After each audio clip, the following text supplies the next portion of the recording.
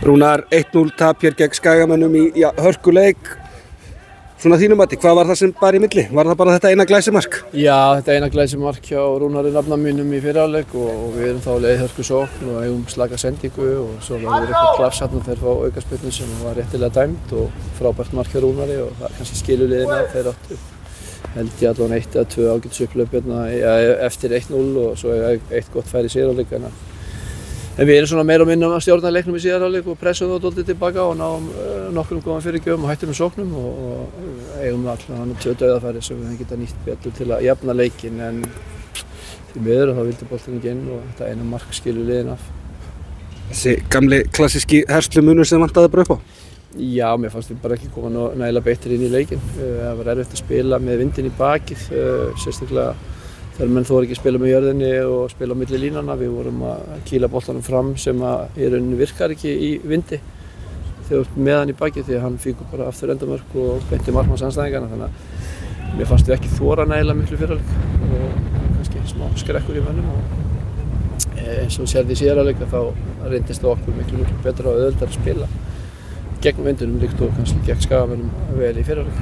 Þannig að þetta er svona erfiðar aðstæður en Skagamenn leystu það bara betur í vindi. Erfiðar aðstæður og tíminn kannski svolítið knappur. Það vakti athygli mín að þrátt fyrir nokkuð stopp í seinni hálfleik þá var uppbótartíminn aðeins 2 mínútur. Fékkst þú einhverjar skýringar á því af hverju hann hefði verið svona stuttur?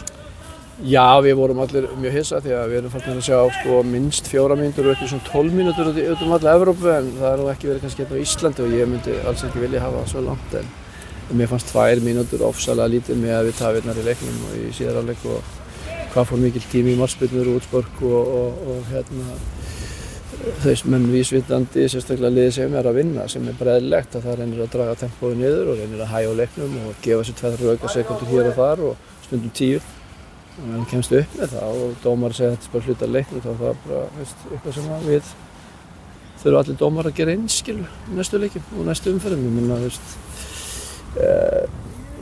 þeir gá okkur mjög góða útskýringu og haldbæra og ef það er bara þannig þá vonum við að sjá það bara áfram í sumar.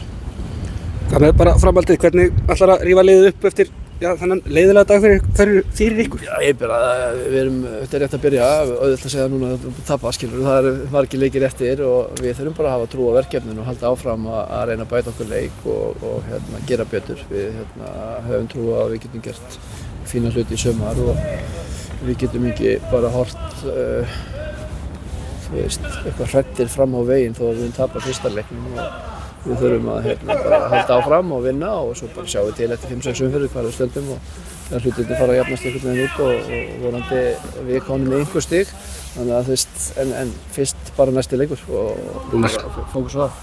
Takk fyrir og gangi ykkur vel. Takk.